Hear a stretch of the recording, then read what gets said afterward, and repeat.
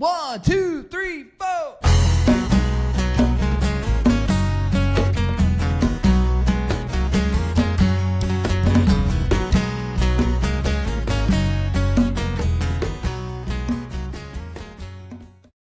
Hello, and welcome back to another edition of Lay It on the Table, the Southern Board Game Podcast with the accent on Southern. As per usual, I am one of your hosts, Joe Mahaffey, and with me, as usual, is James Engelhardt. Good to see you again, Joe. How you doing? Good to see you, James. Well, obviously, our audience, anybody watching the video portion of this is going to notice we have another person on the podcast today, and it's my pleasure to introduce you all and welcome to the podcast, Mr. Frank West, owner and publisher of the City of Games, best known from an Isle of Cats perspective. Sorry, Frank, I just talked right over your hello. Hey, I'm just keen to say hi to you guys. It's great to be here. So thank you so much, both of you, to having me on. Well, Absolutely. we are so glad to have you here. Yeah, you don't know this because you haven't probably been following our podcast for the last 4 years, but we often talk about Isle of Cats as one of our gateway games.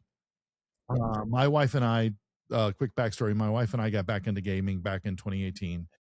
We had 3 games that we consider part of our origin story, one of which is Wingspan, which we talk about a lot. The other one is Parks, which we talk about sometimes. And then, of course, the Isle of Cats. In fact, I have a dream of playing a marathon where the cats are chasing the birds into the park. So you play all 3 games and get all the scores added up, and there you go. But we do appreciate having you on. So we want to sort of talk about a little bit of our history with the City of Games, but also talk about your current Kickstarter. So with that, we'll kind of get underway. So James, I'll let you kick it off. So, I mean, Joe was just giving you his origin story of getting back into games. So I've looked around, but I didn't really see a games origin story for you. So I'd like to hear maybe more about this. Did your family play games when you were coming up? You seem like about the perfect age to pick up Catan when it first came out, right? So. It's funny, really, because I always try to identify, what was my actual origin story on this. And I was a big video gamer as a young child. I grew up as, the first Nintendos, Segas kind of were coming out. I got to play those, and I was very lucky that I kind of grew up with the generations of consoles, and then obviously they've kind of grown into what they are today, and I still play video games a bit. But over time, I kind of shifted more and more to physical kind of gaming. And I think that in part, this is because I worked in tech. I was a programmer. I spent all my time on a computer. I missed those days of sitting on a couch with my friends and playing games, and board games started to feel that. But, I didn't play any modern board games as a young child. I remember at university playing Risk with some people at university, and we had 4 boards and we joined them up, and we played a mega game over 4 boards that took weeks to play. And when I was 14 or 15, I was playing Magic the Gathering, and I played Magic the Gathering quite a bit in my kind of school lunch breaks for a little while. And interestingly, when I was 16, my graphics teacher actually set me a project for 3 months of designing a board game. And I made an Egyptian version of Monopoly back there. And it had the added bonus of, if you had both of the properties on the either side of the corner, you could combine your hotels into a mega hotel. So you could just keep going up and up and up, But obviously, I never really played what we would consider the modern kind of board games for any of that time.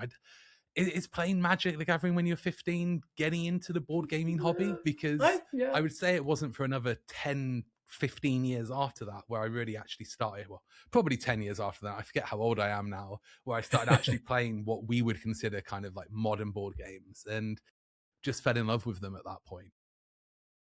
And you talked a little bit about this. You started doing a bunch of digital stuff, and you said a little bit about moving to analog was kind of also looking for ways to spend time with friends.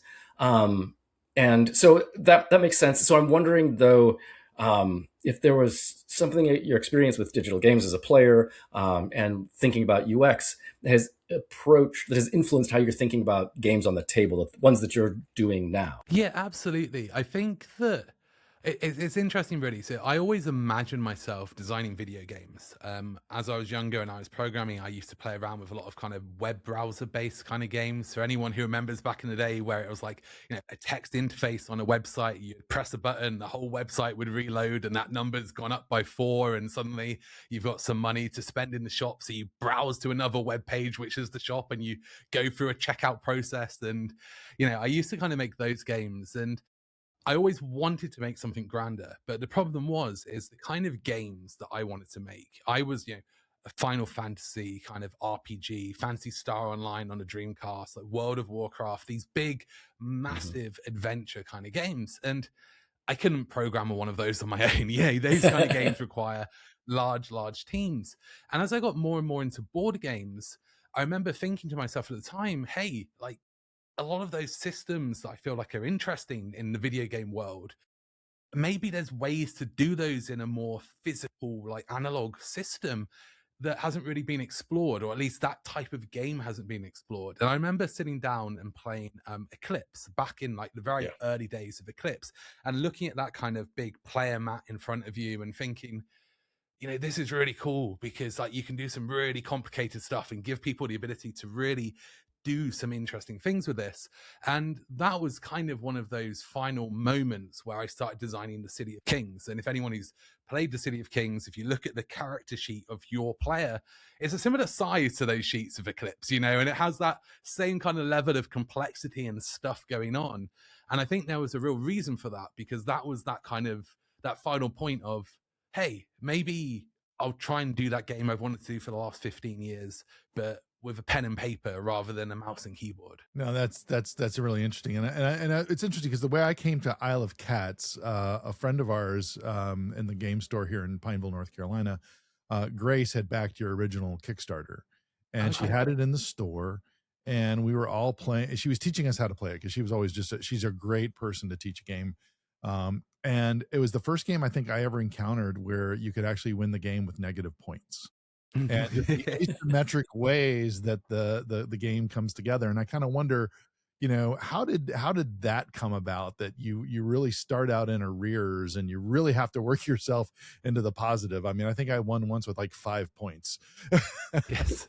It's it's such a fascinating thing for me, and a lot of this is about like human behavior. So I said earlier I came from like a tech background, and over the years after being a programmer, I moved into user experience. So I was a UX consultant and business analyst, and my life became about how do you think make things easier and better. How do I make that purchase of a pair of socks on Amazon take 2 seconds less? Because if it takes 2 seconds less, they can make $100 million more, right? And I was employed to do that kind of stuff and really understand human behavior and how you look to something and interacted with it. And one of the things I kind of realized very early on in the days of Isle of Cats was, if I say to you, you've got two options. Option A is you can get 5 points. Option B is you can get 5 points. You kind of look at those two things and go, well, they're the same, right? Obviously, the consequence of what happens is maybe different, but the actual output of it is the same.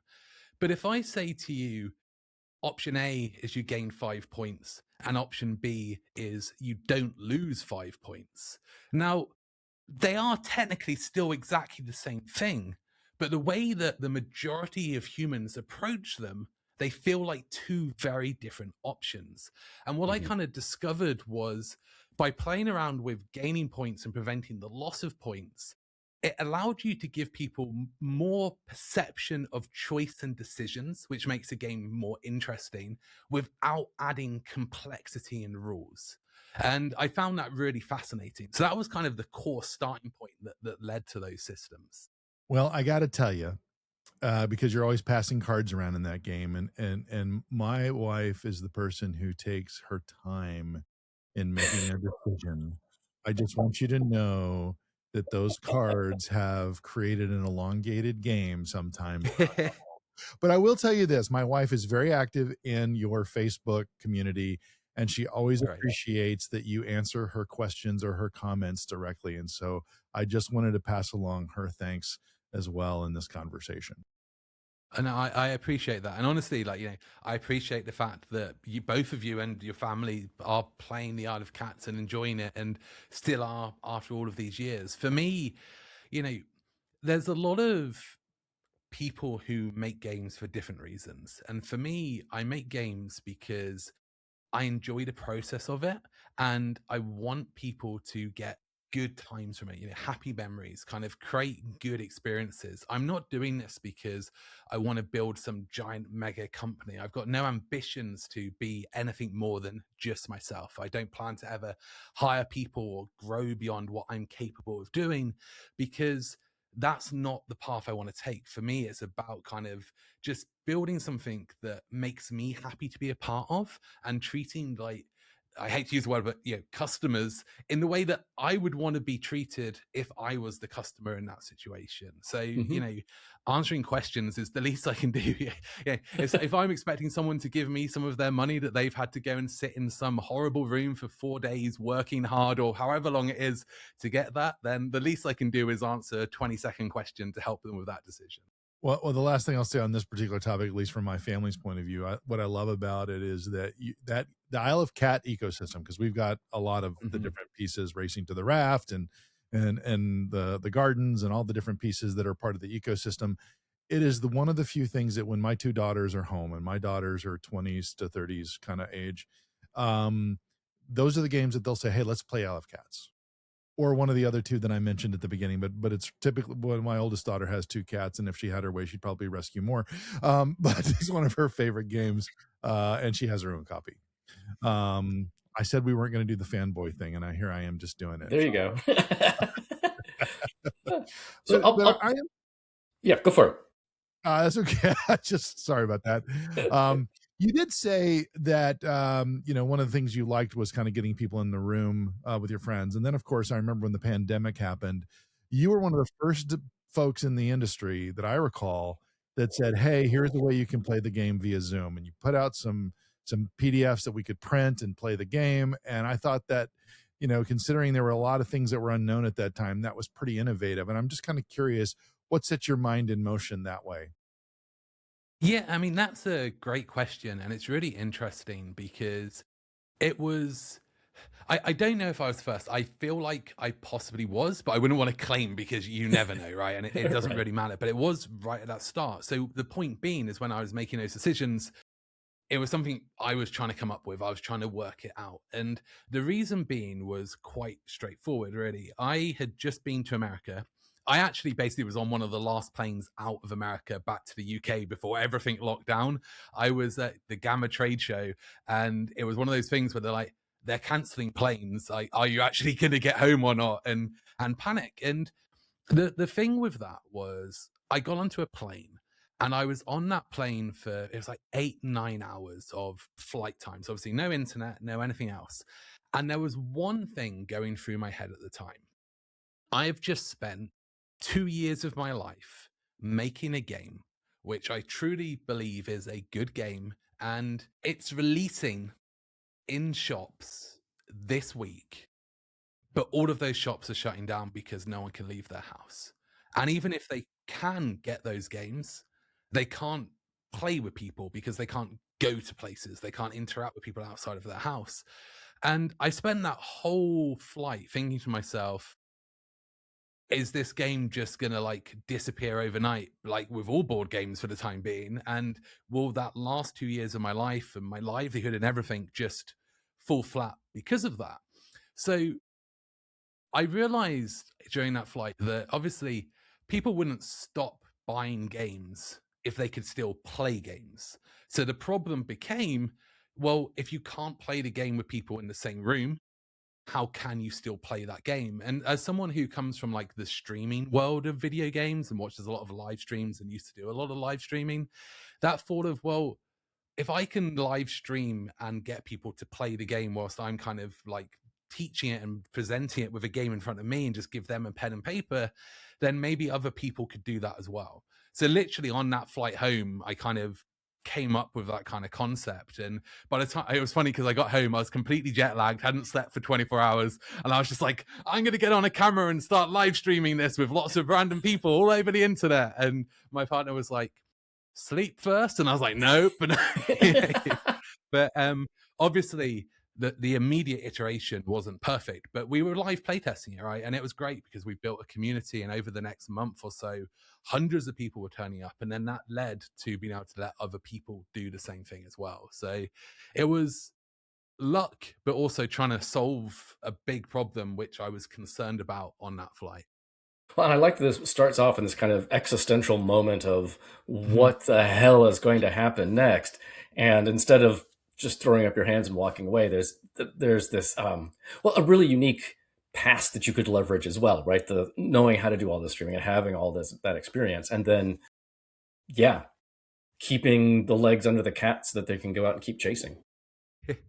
It's a kind of it's a funny thing, really, because one of the things that I love about my approach to creating games and being a publisher is because I don't have staff, because I don't have a team, and because I don't have anything else, the only factor in my decisions is me, right? And basically, if I can afford to pay for a meal for the next week, I don't need to set a game this week, right? There's no one else's bills. I don't need to worry about salaries and all of this stuff.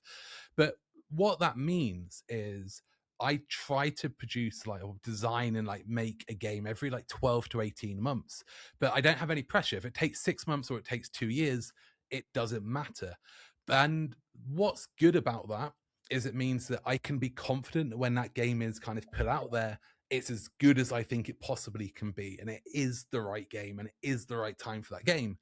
But the negative of it is if that game misses, then I'm going to be in a lot of trouble because I've got nothing else for 2 years. So in the Isle of Cat situation, when I was on that plane, I was kind of like, well, it kind of was a hit, but also everyone's about to be locked in their house. So it was a real concern because, if it had not worked out that way, then I might not have been able to make another game at the time. And obviously that would have been for me a big disappointment. So Yeah. So as a quick weird aside, one of the like selling points about this game that I remember when it was first hitting was the inside of the top of the box. That was fantastic. And I remember people putting pictures up on Board Game Geek with their cats complying with the command on that. So did that just like pop into your head like, oh, here's a thing? Or yeah. it did. And Awesome. I can tell you that no one on the planet knew that I was doing it, apart from my partner. And I had never told a single soul. And when it was being produced and obviously on the ships and coming over, no one knew. And when the first games were going out to people, for part of me was like, are people going to think like I'm a raving lunatic and I'm going to be like, oh my God, what's wrong with this person? Or is it going to hit right? And I don't think I've ever been more scared of like Wow. the release of a game in my life because I had no idea. And I think the thing that's kind of interesting about it as well is that it wasn't a cheap thing to do. Like Wow. every extra layer of printing in different places in different Hmm. ways adds cost. And over the years, it has cost a substantial amount of money to do that. But it's part of what makes that game what that game is. And It is. everyone who's a cat lover, for me, coming back to my UX days, when you open the game, the first experience isn't playing the game. It's what you see when you take that lid off. It's what you see before you take the lid off. And that inside the lid is an immediate connection, an opportunity, a moment before you even get to the game for someone to feel like, hey, this was the right game for me, Yeah. and not for everyone, but it was such a key part that I don't think I'll ever make a smart decision like that again ever in my life because like how do you top that? Yeah. Well, I'm glad you brought that up because like we've had the opportunity to interview Jamie Stegmeyer, and in fact we're talking to him again in late August. Spoiler alert! And he sent good regards as we were setting that up. By the way, Frank. Um, but we talked to him a lot about the business side Mhm. of the publishing piece, and you've been running Kickstarter campaigns for years.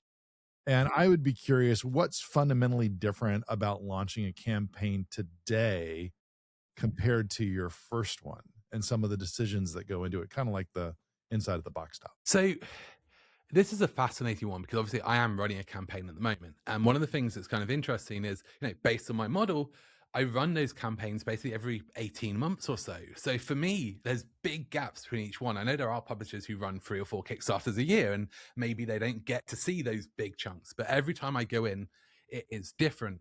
And I feel like we are now in the second generation of crowdfunding. I mean, arguably we're in the third, but I would say in the second. And that first generation was really that true, like, everyone's new, everyone is working this out, everyone is kind of getting there. And then over time, starting to get some people who've made a few, becoming a bit more familiar, and like, having those big kind of miniature heavy games and that kind of whole like, let's see what works, let's see what different kind of types of crowdfunding exist.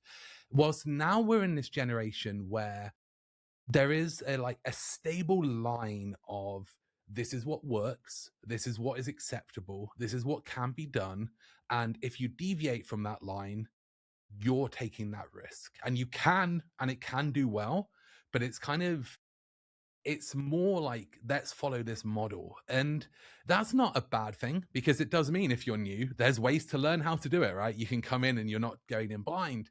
But what it also means is, innovation, strangely, I think, is more risky now than it was at the beginning, because if you deviate from that line, it's a chance to go either way. And if I said to you, hey, spend 2 years of your life making something, here's 10 steps that if you follow, you've got a chance to do well.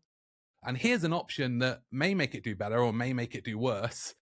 Are you going to take that option because it's already such a risk?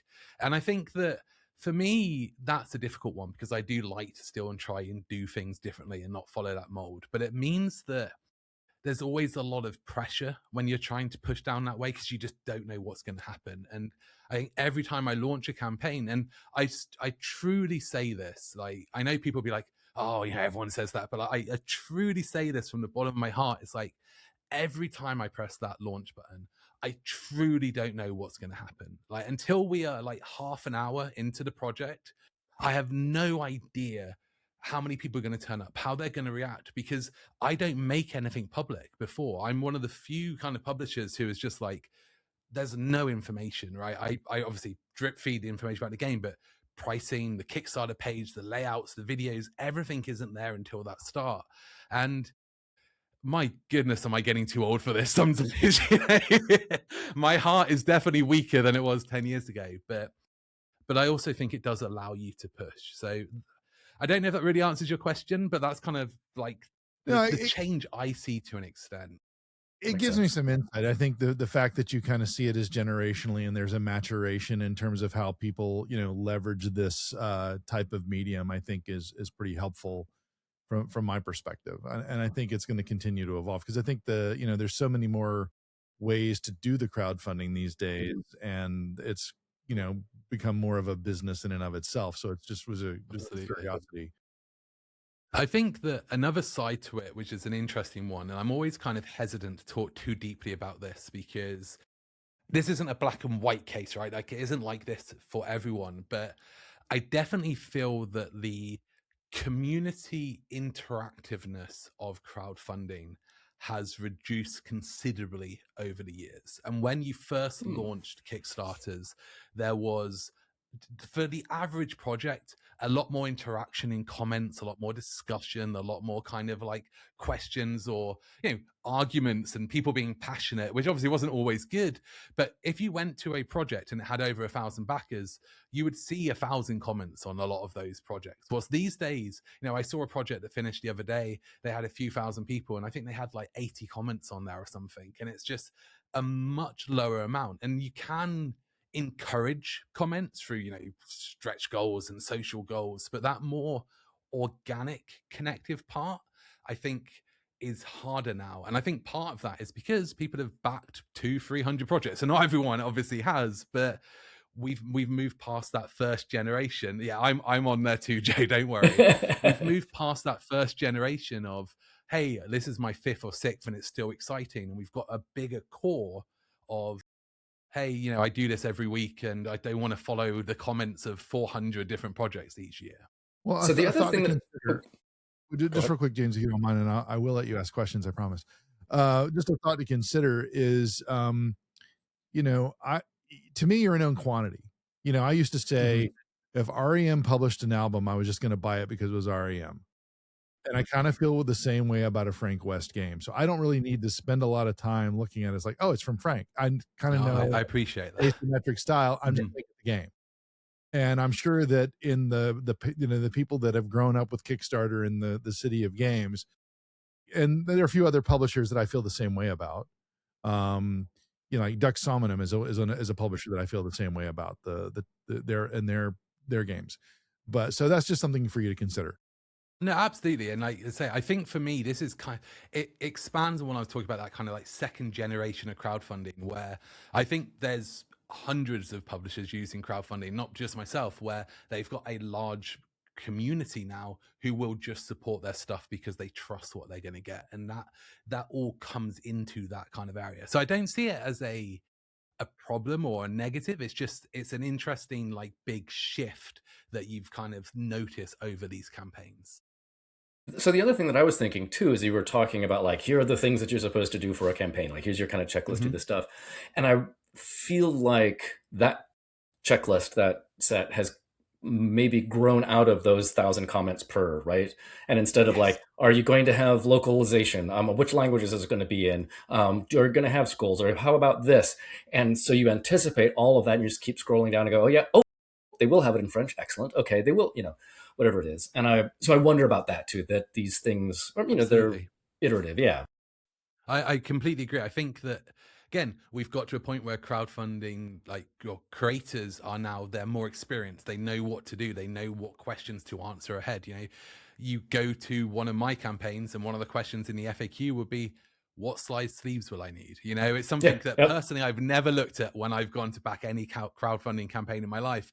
But the amount of people over the years who have said, hey, when I back projects, I go and pre-order all of the sleeves at the same time. You know to provide that information, and that Yep. all plays to it. So Hmm. it's an interesting dynamic how crowdfunding's changed, because I don't think that crowdfunding is better or worse than it was 10 years ago. I just think it is different now. It's in the same way of like, can you really say a fifth generation like Nintendo console is better than the first generation Nintendo console? You can say, well, the graphics are better and the games are bigger, but that core experience that you got when you played one of those games 30 years ago compared to now, you tell me that when you sat down and played the first Mario game, you didn't have a thrill as big as what you get when you play a game these days. Like that experience is still comparable. Yeah. I like how expectations change up and down that scale too. Like, oh my god, it's moving things on a screen. It's amazing. And Yes. now 3D models, and then, yeah. Like, at least I can move stuff. Yeah. So I'm gonna pivot in a little bit here. So you've got a solid collection of games that engage with Vesh and Valdora, right? This whole world universe that you've built. Mhm. And so I've got kind of two questions out of this. Was this something that you were building before you started like work on City of Kings, or did you have the game and then we're building a world around it to house it? So that's one kind of question, right? The other one that's related to this is, if you come up with a new setting, you've got great freedoms, right? You don't have to know. I don't know. Samson was this guy, and he was the son of, right. So you've got lots of stuff to play with, but you also have to educate new fans, which can be tricky. People walk in and they say Vesh, Valdora, I don't know. So as you were putting this together, building this universe, thinking about City of Kings, did you struggle with these tensions? Did you think, I've got a great idea, this is a story that people are really going to dig? So how did that kind of come about? I know that's a kind of big knot of yarn of a question, Yes. but So for me, the world building has always been a part. It's something where, for my whole life, I thought about kind of creating worlds, designing characters, stories I want to tell. And I feel like a lot of that pulled together as I was designing that first game. I think that I wouldn't sit down and go, hey, there was 100,000 words of story pre-written about exactly the City of Kings. But I would say that there was probably that much, if not more, story written about characters and ideas and thoughts that then pulled into what the City of Kings was. And for me, that was always an important part. Every game I design is set within the same world. And I think that one of the strengths that I get from that is by world and kind of within that world, I have two elements which I think are really key. One of them is I'm happy to tell the story from both the good guys and the bad guys' perspective and from other sides. So I'm not trapped into, hey, it's just this type of narrative from this side. I'm happy to explore both sides. The second one is time. And I'm happy to tell stories that were 10,000 years in the past or 5,000 years in the future. A lot of the games at the moment are more close together in timeline. They kind of span over about a 50-year range, but there is story and narratives. Like in the City of Kings, there was an art book that I released with that talks about like the pre-times, which were 10,000 years ago, and how a lot of this stuff kind of came to be. And I want to explore more and more of that. Like the hardest part is having the time to obviously know which games to make and what time to kind of put into each of these. And as you said, the world is my joy, and for some of the community and people who have played multiple games, they enjoy that connectivity. They enjoy the fact that they can see different things. If you sit down and play Emberleaf, you'll find some of the rescued cats hiding in the woodlands on the game board, or awesome. up in the top left of the Emberleaf board there is this ancient set of statues which were a prophecy, and you'll see that those statues are kind of falling apart and broken, and they represent the 6 characters that you play in the City of Kings. And one of my favorite parts of that is one of those statues is on the side and broken, and that character in the City of Kings is called Brutius the Broken, which, you know, I'm sure no one has probably ever noticed, but it just makes my You're heart hearing it sing. now, people. And but the thing is that the core is when you play these games, you don't need to know. Right. If you go into Emberleaf, you don't need to know any of this other stuff exists. If you go into the Isle of Cats, you don't need to know who Vesh is or any of this. You can find out he's a bad person who's coming to destroy this island, and that's enough. But I try to find that balance between progressing overarching story, giving people connectivity so they can like feel familiarity, but not making it a dependence, so that no one ever picks up a single game and goes, I can't understand this or play this because I haven't played the others. And interestingly, like, you know, probably shouldn't say this because it's not in any way confirmed or whatever, but one of the things I'm exploring at the moment is doing a sequel to the City of Kings and continuing that story. And that would be a real, like, you know, continuing the narrative of that game onwards. And one of the questions in my head is, that game came out 10 years ago. So if I'm making a sequel, how do I handle people who haven't played the original and don't want to play the original and bringing them up to speed? And does the story need to be separate enough that it doesn't matter, or does it come with, like, you know, a single page that just says, you know, before this is roughly what happened, you know? And there's lots of approaches to that, and it's fascinating because it's something that is quite unique to my publishing process, I guess, and challenges that are both a joy and sometimes more difficult, but I love it. I really do. Well, I'm also thinking of Ryan Lawcat and Red Raven, right? He's got his world, and there's a tabletop RPG that's set in that world as well. So that's a possibility for the future of Vesh and Valdorin. But yeah, but it's rare. It is rare. That is, I mean, that's the two that I know of, that I can think of, that have continued. And I'm sure there are others, you know, and there might well be publishers who have got maybe 1 or 2 games out now, and that's their plan. They're going down that path and so on. And honestly, I know it's like, some people like it, some people don't. But for me, I wish more people did it. I wish more publishers did it, because it creates a line of inspiration that I don't think can exist without taking that path. So, for example, you know, if I sat down and said, hey, I want to make a civilization game. Well, most people, if they make civilization games, right, we're going through humanity's civilization, and we're going through all of those kind of tropes of this is what happened in the human kind of process. Well, for me, I sit there and go, well, hey, one of my favorite races in my world is the Okkel, which are these humanoid penguin warriors who live in the frozen lands, you know? So wouldn't it be really cool to do a civilization game where you're kind of sculpting everything out of ice and snow? And like, how would you even go about that? But it would lead to something that would be so different and so unexpected to what a normal kind of civilization building game is, that excites me. And that feels like something I'd like to explore and I'd like to consider. So I do think that it adds restraints, but it also creates pathways where you end up with a fancy island of cats and you're rescuing them, you know, on a boat.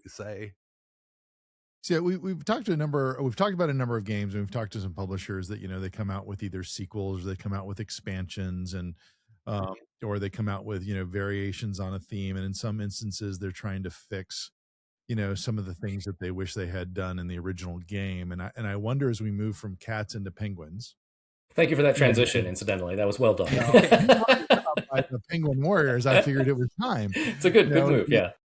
As we move in from cats to penguins, I'm kind of curious, is there any particular mechanic that you're going to be addressing in the Isle of Penguins that you wished you had done in cats? Yeah, it's such an interesting kind of thing to talk about for me, like that kind of that journey from cats to penguins and the differences, because I could speak for hours about how different these two games are. And yet I think that that initial kind of feeling is, well, they're quite similar, aren't they? And one of the things I was thinking about quite a lot was, I live in the UK, in Bristol. You live the other side of the world to me. And if I said to you now, okay, what I want to do is we're both going to get up from our chairs, we're going to get in our cars, we're going to drive to the nearest woodland, we're going to go for a walk for 20 minutes, turn around, walk back, drive home, and then have a chat.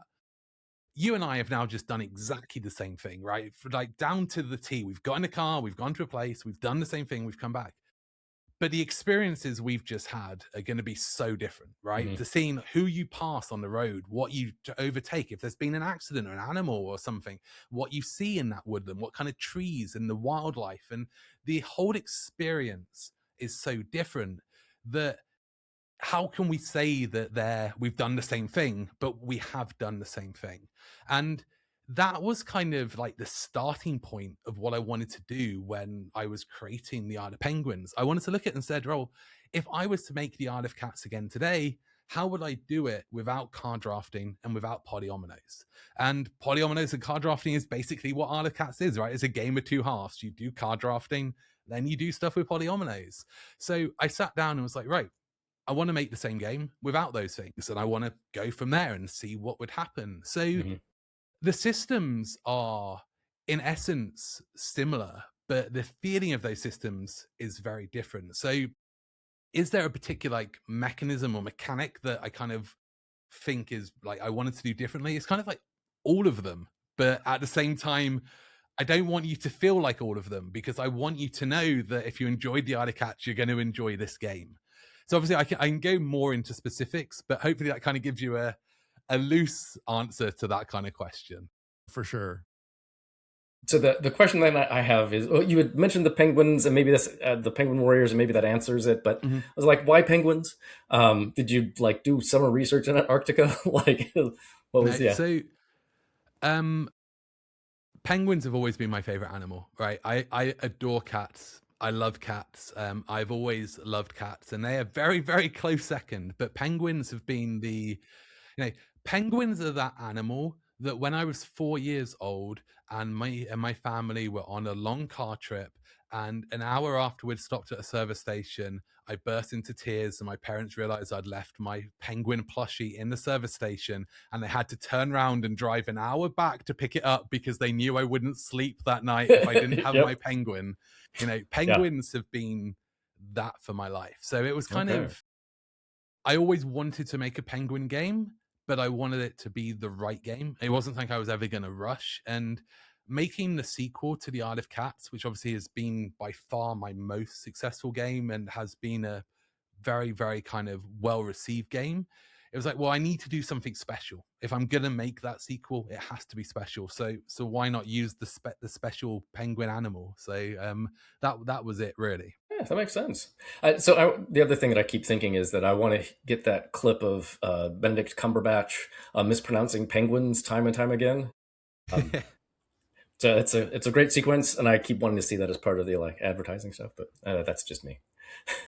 One of my personal challenges with the Isle of Penguins, which is a goal I've set myself for the next 12 months, is I've discovered that I just can't type the word simultaneous. And every single time I type simultaneous, I spell it wrong. And I don't know I'm spelling it wrong.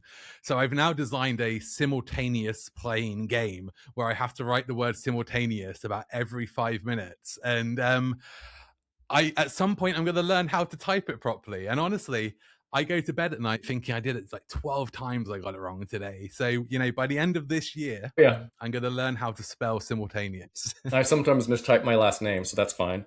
I also used to work for a literary journal called Prairie Schooner, and trying to remember and look at the word prairie. And there's so many I's and so many weird places. It's just so yeah, I understand. I feel your pain. Liaison is my word. Okay. Yes. Because there's a lot of I's in those as well. So it's Yeah. just sharing. I'm glad we all have one. Folks, Yeah. leave a comment. What's the word that you always spell wrong? Yeah. But make sure you spell it right. Yeah. And and this is when we transition to our therapy session. So yeah.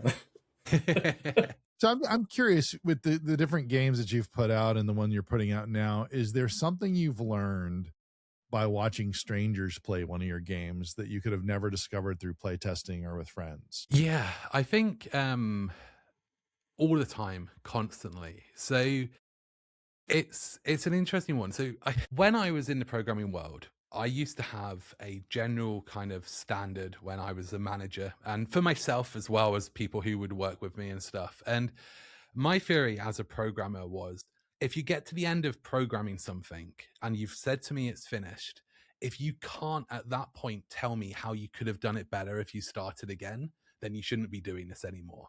Because I truly believe that there are some things in the world where there is always more than one way to achieve something.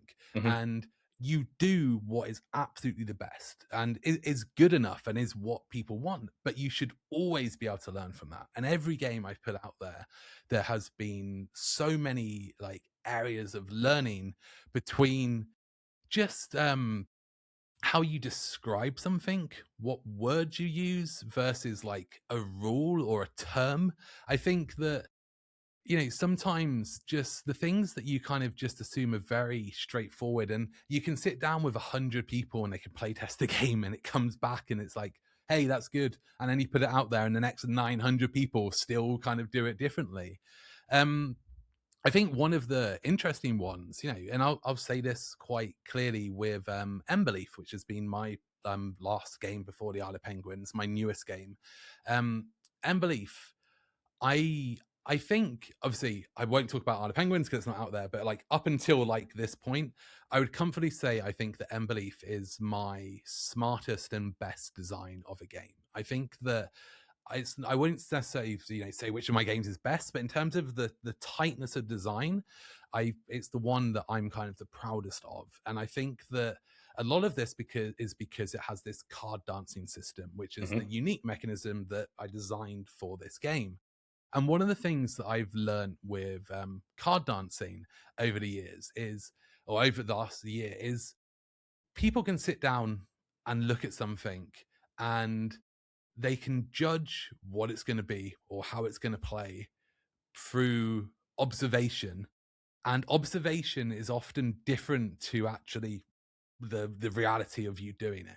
And what I've kind of found interesting is that more as Emberleaf has grown and has become more popular. So Emberleaf is now my second best-selling game after the Isle of Cats, which is it's surprising to me because it's less than a year old and some of the others are very old, But the thing that I find interesting is it's now spreading to more and more people from outside of who I imagined the original audience was going to be.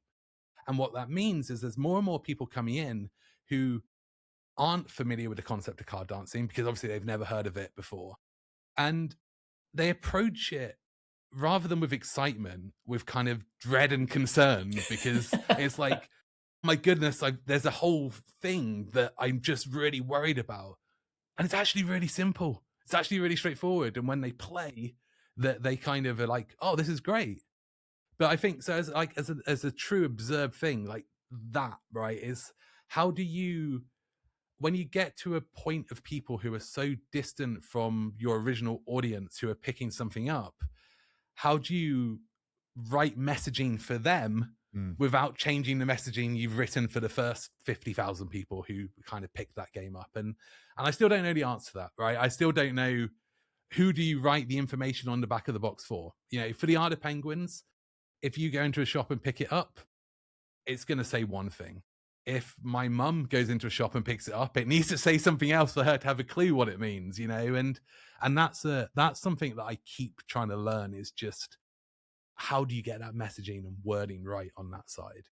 So, weirdly, in my professional life, I'm a poet and teacher of poetry. So, thinking about when you get to the end of the poem, how would I have done it better? How will, if it gets published, like, how can I do this better? Hits perfectly. And also, how do I speak to which audience, and in the fewest words possible, right? So these are things that resonate real strongly with me. I also had been thinking about Emberleaf, so I appreciate that little setup as well, because I was thinking about the card dancing, which feels like it was a way to explore building and exploring a dynamic tableau, right? So instead of putting out all your birds in Wingspan and they're just going to sit there, they start moving around. And what you do as it moves around, that changes how the whole thing works, right? It looks brilliant. And I'm sorry I missed it early on, but it's clearly come up on my radar. As you were saying, it sort of slowly built this audience, and I'm now hearing about it a lot. I'm thinking I'll be at Gen Con this week. Maybe I'll stop by and find it. So so I'm wondering if that's how that developed, right? You're like, oh, I have a tableaus are cool, but I'd like to see something more. There's also the discard pile versus hand management thing, right? As it comes off the board, does it, so I'm like, there's a lot of stuff that's happened there. So I'm wondering what that process was like. Was there a like eureka moment when it sort of popped into place, or did it just, again, with the ancient Greeks, spring fully formed from your forehead like Athena, right? I'm just, yeah, fascinated by it. It's interesting actually, because card dancing, the core mechanism behind it is something that I have been designing around since about 2020. So I think I first came up with it just after the Isle of Cats, and I've actually designed many games using that system. But the problem is that I didn't feel like any of those games were the right first game for that system, if that makes sense, because Yep. there's simpler versions of it, there's more advanced versions of it, and I wanted one that kind of felt meaty enough and interesting enough that it engaged you and kind of gave you enough of it without being too overloaded or too simple to kind of lose the point. And the real essence to it, and the kind of that eureka moment, really was, it was all about timing. And I think this is one of the things that for me is such a key part of that card dancing system. It's a mechanism that allows the timing of things to be the heart of what you're doing. Because a lot of people look at it and go, well, it's just about playing cards and sliding cards, right? So why is it not just called card sliding, right? Why have you kind of given it this extra name? But to me, the actual card dancing system is about where you place cards into that grid, Mm-hmm. and then how that evolves into that sliding. And it's that two-step part, right? It's that placement of where and when, and then the movement of it sliding across. And what this allows is this really interesting timing system. So the very first game I was designing around this was my attempt at making an analog version of a real-time strategy game. And real-time strategy games like Command and Conquer or StarCraft are one of my favorite types of video games. But they're all about timing, right? You want to build something, it takes 6 seconds. You want to do this, it takes 9 seconds. And if you're sat playing a board game, how can you have 50 different things that all take 3 or 4 seconds or 12 seconds and make that engaging? But through this card dancing system, if you think of, well, there's 4 slots, each slot requires a slide, so therefore the 4th slot is going to take 4 times longer than the first slot, you can start to create this system where different things have different time requirements without ever having to mention time.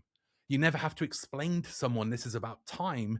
You just force time by making a certain number of actions restrict how much time that takes. And that was really where that system kind of evolved from. And then obviously with Emberleaf, when it was kind of like, well, we're going to build buildings and gather resources and move around, putting timing into some of those elements in that same kind of structure works differently to an RTS game, but obviously has some overlap as well. And I like how there's freedom within the tableau, that you can leave spaces, you can move. Like, now I'm going to Yes. wait for this one to do that. And I thought, that's it. When you started talking about the time, that kind of clicked into my research. It's like, oh yeah, that makes perfect sense, because then I'm going to wait for another card and put this there, and then yes, then it comes off and fires off these things, and yeah. And as an optimization puzzle, it's so fascinating, right? Because you've got 8 spaces, and when you play a card, you play it into one of those empty spaces. And when you slide your cards, everything slides and triggers. So by default, you know, if you've got 8 things in front of you and you do a slide, that's going to be a lot more optimal than having one thing and doing a slide, because all 8 things are moving and triggering. But as you play the game, you'll realize that that's not always the case, right? Sometimes it's better just to have that one thing and just keep that one thing moving, because the consequence of that one action is so much more valuable than the consequence of lots of little things that you don't really need. But you then have this balance of, well, do I do 2? Do I do 3? Or actually, I've got these 3 now and it's perfect, so maybe I should. But just one more, you know, is the game going to last long enough for that one more? And then you place one more, and then it's like, ooh, what about just one more? And that's where you get high cholesterol. So there's also the there's also the upper and lower, right? And like which one's going to fire, because they always fire off in a particular order. So you've got to plan that ahead too. So you're like, fuck, I've got 8,000 wood and I've got nowhere to put them, and now I can't turn them into food. And yeah. So the optimization puzzle is the dynamics of that is really, just super compelling. So Frank, there's an anecdotal story in the United States that it was the Beach Boys' Pet Sounds that inspired the Beatles to do Sgt. Pepper's Lonely Hearts Club Band.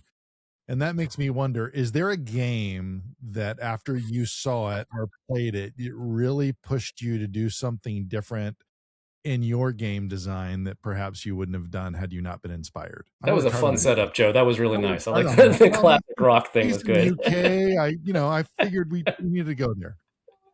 It's a curious one, because I'm sure there's definitely been some stuff subconsciously from the board game world, but I would actually say that the majority of those moments for me come from the video game world. And whilst I don't play as many video games now, I'm a firm believer that we all have different backgrounds, we all have different stories, we all have different experiences and knowledge. And that means any 2 people combined can create something that any other 2 people probably couldn't create, because they have things they can pull from which are different.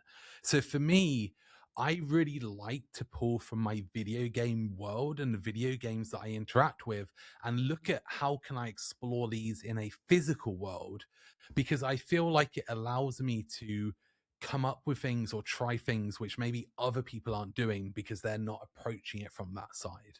So as I said, I'm sure there are probably board games. I mean, I have 1,000 board games and I've played many, many more than that, right?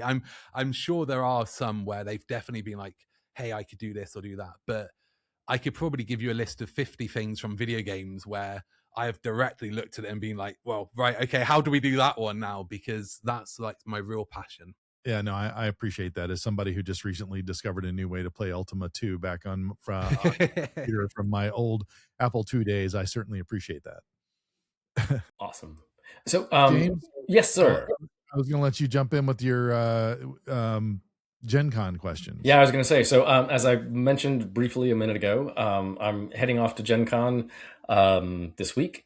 And are you going to be there, Frank? Or you've got what's your experience? Well, yeah. So unfortunately not. I do try to go to Gen Con most years, but I won't be there this year. And it's purely a timing thing because of the Kickstarter and the campaign. Right. Because as I mentioned, I'm a one-person and one person company. I hate using the word company, but I'm a one person publisher. And what that means is if I go to Gen Con, I'm offline for 24 hours traveling. And when I come back, I'm offline for 24 hours traveling.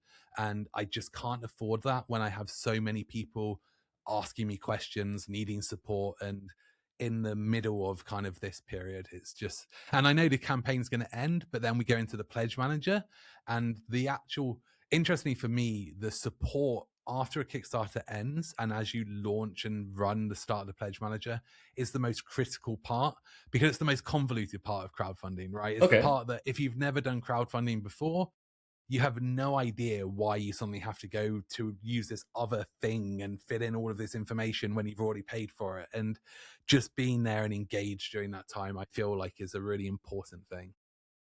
Well, and this goes back to Joe talking about Dale being part of that community and getting questions and answers from you. So, Mhm. yeah, I can see why people become dedicated to your the stuff that you do because you're that guy. So, yeah. No, that's It's something I love to do, and I love being this way. But I do wish I was going to Gen Con. Yeah. I'm not going to run another Kickstarter around Gen Con again because it wasn't something I'd really thought about at the time, and it's a shame how much impact it has. well, Yeah. I'm very jealous that James is going as well. It wasn't something that I could pull off this particular year, but it's the first time he's going as well. So I It is think our true. goal, Wow. our goal is to try to figure out maybe how to go and maybe podcast from there at some point, or just I would rather almost do random video based interviews and then come back and put together a compilation or something like that because I think that would be much more interesting and easier to produce. I don't know. Maybe I'm If just this is your first time going to Gen Con, James, then just try and enjoy it. Like that's Yeah. the thing for me. I think that you'll be amazed how many people you bump into and see who you may recognize from the industry and also just random people as well. And Hmm. the interactions that you get with anybody, regardless of whether they're someone who works in the hobby or just someone who plays board games. I think that the amount of memories I have from this kind of stuff and it's surreal, just from when you land in that airport and you suddenly realize that 95% of the people around you are there for Gen Con. And you see those board game bags, you Yep. see all of that stuff, all the way up to when you leave and you're in security and you're waiting to go out and you realize that every single person in front of you has got 900 board games in their rucksack and going through security is going to take 6 hours. I was like, I is that? It's just a deck of cards. It looks like a bomb to me. Yeah. Okay. Well, yeah, great example was the first time I went to Gen Con, obviously, because you have weight allowances and all of this for your Right. suitcases, and I was doing international flying. I'd bought so many games that I was thinking to myself, what is the heaviest, most dense part of it? And I realized it was the cards. So I opened up all of the games, punched everything, put all the boxes inside boxes as much as I could, reduced it all down, and I took out every single deck of cards, and I ended up making these two big stacks of cards like this from all of the games, still in their shrink, and I put them into clean socks to keep them protected and smooth, and then made two of these bundles and put them into my rucksacks, which just looked like I was carrying Yeah. 2 kilogram bars of cocaine on the Yeah. scales, right? Because they just saw these two big solid blocks It's either wrapped in C4 or socks, Coke. horribly Yep. mangled in my rucksack. And boy, am I never going to do that again, because I tell you, everyone in that security line was waiting for me because of the delays that caused. So yeah, enjoy the experience. that's Yeah. I better have. than Yeah. I that's was better telling than my the time friend I'm just going to wait for the game to come to me. Just wait for the game to develop and then see how it goes. Yeah. That's better than the time I went to Mexico and had the game Bandito in my bag and it got pulled out through customs. The guy just kind of looked at it and looked at me and then kind of sniggered and then put it back in the bag. Oh my gosh. Well, Frank, we really appreciate the opportunity to speak with you this evening for you, this afternoon for us. This has been a lot of fun, and I've really enjoyed, hearing your perspective on being a solo game designer. And I love the fact that you came out of the UX UI arena. I myself am in IT. I'm not a poet. I do a lot with software development and data centers and UX UI. So it's always a pleasure to talk to somebody who has come to the hobby from a similar background. James, do you have any It's final been a thoughts? pleasure. Oh yeah, absolutely. James, do you have any final thoughts? Just a great conversation. Always. I've been watching some of your videos, Frank. And it's great to just sit down and chat with you. Lots of great ideas, lots of great insights. Thank you. Thank you for your time. And I appreciate your passion for the hobby. I was telling the story, I think it was on our last episode, that I remember I got the Isle of Cats and I had a game that the board kind of got a little wonky. I don't know how, probably from overplay. And I wrote you a query about it from a customer service point of view. And you said, yep, we'll take care of it. And the next thing I know, you sent me a whole new shrink wrapped game, which totally blew me away. And I made sure that did not just become an unused gift, that it actually kept on giving to somebody to enjoy the game, and the pieces were appropriate. So I just appreciate that level of dedication. It's my pleasure, and yeah, as I said, like for me, obviously this is a livelihood, right? I have to be able to pay the bills and stuff, but it's about just being like creating good moments and creating good experiences. And over the years, some of the things I've heard from people, like the moments, the stories they've shared, from small things, from like, just being grateful they've had standard customer service of what we should expect, right? To big life altering moments. And some of them, like just literally bring me to tears when I think about them. So I'm just so grateful that there's so many people out there who support my games and play and enjoy my games, that this is a two-way thing, right? And it's the least I can do is to help others be able to enjoy the things they've paid to be able to enjoy. That's great. Well, everybody, that's going to be it for us today. As per usual, I am Joe Mahaffey. I am not bored. I am board gaming. I'm James Engelhardt. I hope that all your tiebreakers break your way. And thank you, Frank. Thank you, Frank. Thank you. We'll be back in a couple of weeks after Gen Con. See y'all. In a world of